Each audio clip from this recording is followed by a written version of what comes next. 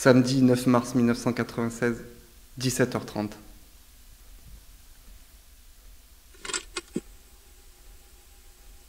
Je sais désormais que ce n'est pas à travers les sciences que je percerai quoi que ce soit. De toute façon, nous les scientifiques, nous nous intéressons seulement aux effets et non aux causes véritables.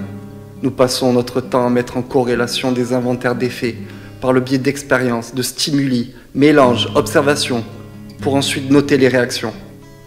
Nous croyons au final en tirer la maîtrise des lois de la nature et de la physique. Mais nous ne sommes rien d'autre que des ânes, suivant cette stupide carotte qui ne sera jamais pour nous. Mercredi 13 mars 1996, 18h35. Je me souviens m'être intéressé dans ma jeunesse à certaines légendes anciennes. L'une d'entre elles traitait de la manière dont Salomon fonda son royaume.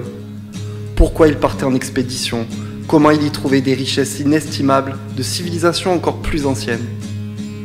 Ah, le roi Salomon, dont on n'a jamais pu prouver l'existence. Un roi considéré d'une grande sagesse et qui, étonnamment, n'était pas des plus fidèles à Dieu. Il laissait avec joie des pratiques païennes se développer au sein de son royaume. Selon encore ces mêmes légendes, Salomon était un mage aux vastes connaissances. Il serait parvenu à invoquer des démons et à les soumettre à sa volonté à l'aide de symboles et incantations nommés clavicules. Ainsi, il aurait eu accès à un savoir très particulier. Ces êtres, considérés comme mauvais, furent diabolisés avec l'arrivée du monothéisme. Les hommes de l'Antiquité ne craignaient pas de faire appel à ces forces, dites infernales, pour bâtir et gouverner. Finalement, ce sont ces prêtres et moines enfermés dans leurs églises et qui n'ont pour seul contact avec leur Dieu que des écrits d'hommes morts longtemps avant leur naissance, qui nous disent, à l'instar de leurs ancêtres religieux, ce qui est bon ou non pour nous, imposant les valeurs morales de la culture judéo-chrétienne, qui est le fondement de notre société actuelle. De surcroît, nous maintenons ces valeurs, alors qu'aucun d'entre eux n'est même d'accord sur la signification exacte ni la manière correcte d'interpréter ces textes dits sacrés. Je pense que s'ils sont là à débattre, c'est qu'aucun d'entre eux n'a rien compris. Sinon, ils connaîtraient réellement Dieu et pourraient réaliser des miracles sur terre.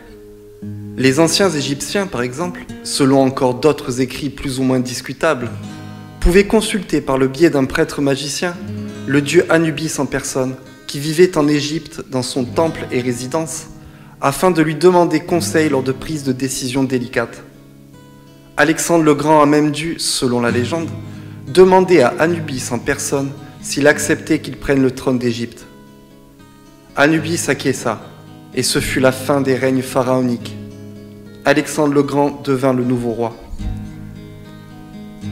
Les Égyptiens prétendaient être en contact direct avec leur dieu.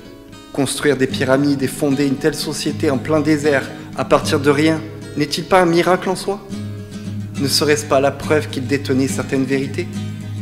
Les pharaons n'étudiaient pas dans des universités dans lesquelles on leur enseignait l'architecture, par exemple. Pour être objectif, croire aujourd'hui, au XXe siècle, à ces fables et légendes anciennes me paraît d'une certaine candeur enfantine. En même temps, il s'agit là de croyances issues de l'enfance même de l'humanité. Ne trouvant aucune réponse à mes questions, ni repos de mon âme à travers les religions actuelles ou la science, je me sens poussé à réévaluer l'histoire, principalement ces détails que l'humain rationnel, issu de la société moderne, a mis de côté.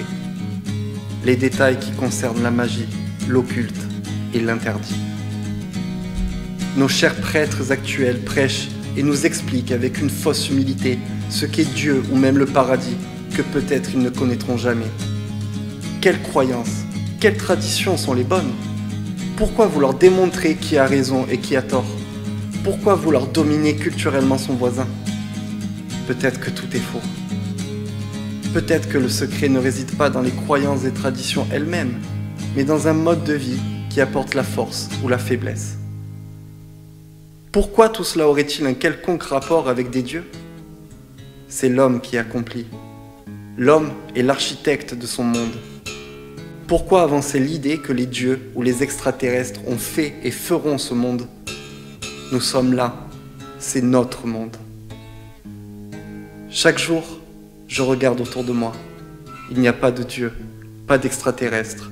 Et même si je les voyais, comment pourrais-je être sûr qu'ils sont ce que les gens prétendent? Non, il y a nous, des hommes et des femmes, qui pourraient devenir, à tout moment, les bâtisseurs de ce monde en décrépitude.